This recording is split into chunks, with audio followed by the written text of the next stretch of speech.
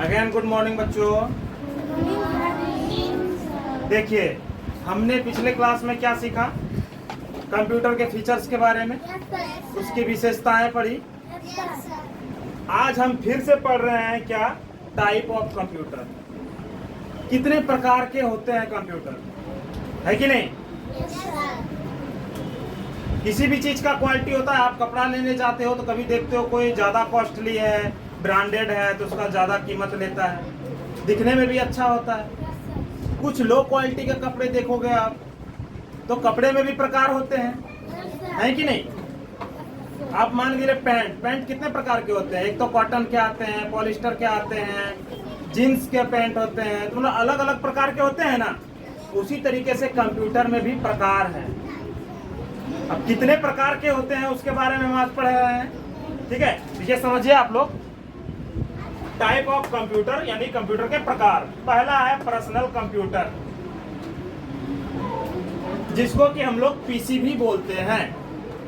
Personal computer में आपका laptop, palm top और डेस्कटॉप, ये तीनों चीज आ जाएगा। वो पर्सनल कंप्यूटर के तौर पे हम जानते हैं उसको। लैपटॉप भी उसी में आएगा, पर्सनल है वो, उसका इस्तेमाल हम लोग करते हैं नॉर्मली।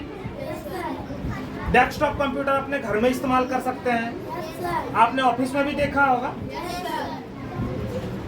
सिंगल हैंडेड होता है, उसको आप मूव कर सकते हो। डेस्कटॉप कंप्यूटर को मूव करने में समय लगेगा क्योंकि उसमें पार्ट्स थोड़ा ज्यादा होता है, इसलिए उसको पर्सनल कंप्यूटर, पर्सनल मीन्स खुद के तौर पे इस्तेमाल करने वाले चीजों को पर्सनल बोला जाता है। इतना जान लीजिए। उसमें तीन चीज हमारा आ जाता है क्या? लैपटॉप,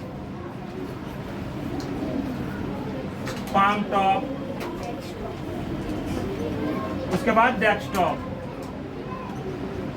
तीनों चीज आ जाता है हमारा पर्सनल कंप्यूटर में, ठीक है ना?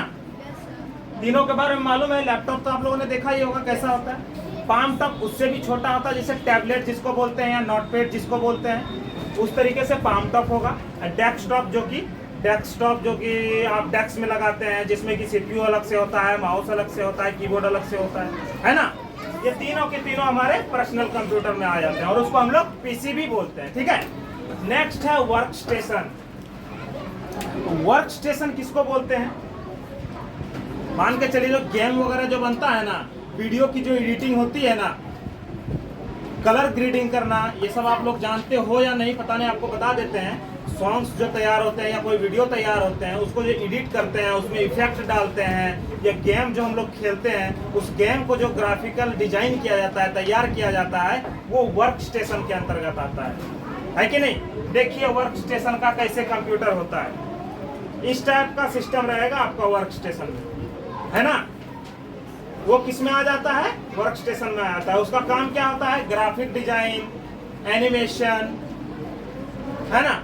ये सब चीज किस में आ जाता है? हमारा वर्क स्टेशन में आ जाता है। वर्क स्टेशन वाला का काम है ग्राफिक डिजाइन और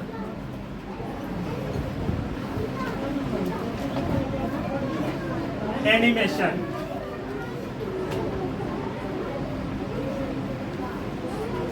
ठीक है? उसके बाद आता है सर्वर। सर्वर क्या होता है? ये ज्यादातर बड़े बड़े ऑर्गेनाइजेशन में इस्तेमाल किया जाता है। ऑर्गेनाइजेशन बोले तो कंपनियां, एक साथ वहां कई कंप्यूटर जुड़े हुए रहते हैं, है कि नहीं? इसलिए उसको क्या बोला जाता है? सर्वर बोला जाता है, ठीक है ना? बहुत एक साथ मान के चलिए जितने भी वर्क लोकेशन है उनके जितने भी कंप्यूटर वहां इस्तेमाल होते हैं, एक साथ एक डाटा से कनेक्ट रहता है वो, इसलिए उसको सर्वर बोला जाता है ना? और ये कहाँ इस्तेमाल किया जाता है? ज्यादातर कंपनियों में, बड़े बड़े ऑर्गेनाइजेशन में, फैक्ट्रियों में, है ना? ओके। उसके बाद आ जाता है मेन फ्रेम। मेन फ्रेम जो होता है वो बड़ा कंप्यूटर होता है। बड़ा कंप्यूटर मतलब उसको हैंडल करने के लिए बड़ी मशीनें लगती हैं।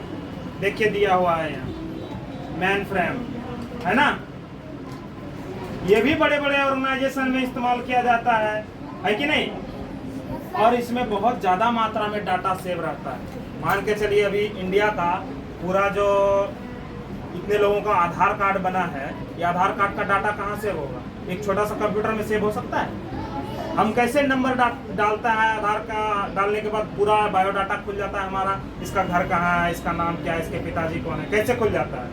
इतने बड़े मात्रा में जो डाटा सेव होता है वो कहाँ होता है, मेन फ्रेम कंप्यूटर में, इसलिए इसको मेन फ्रेम कंप्यूटर बोलते हैं। बहुत ज़्यादा मात्रा में इसमें डाटा सेव होता है। लास्ट में आता है आपका सुपर कंप्यूटर। ये बहुत ही फास्ट कंप्यूटर होता है और इसका इस्तेमाल मौसम की जानकारी के लिए, जैसे भूकंप आने वाला हो, सुनामी आने वाला हो, है कि नहीं, बारिश कब होगी, इन सब चीज़ों के लिए इस्तेमाल किया जाता है।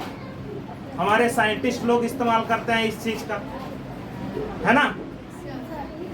या आपके हमारे जैसे कि नौसेना हुए,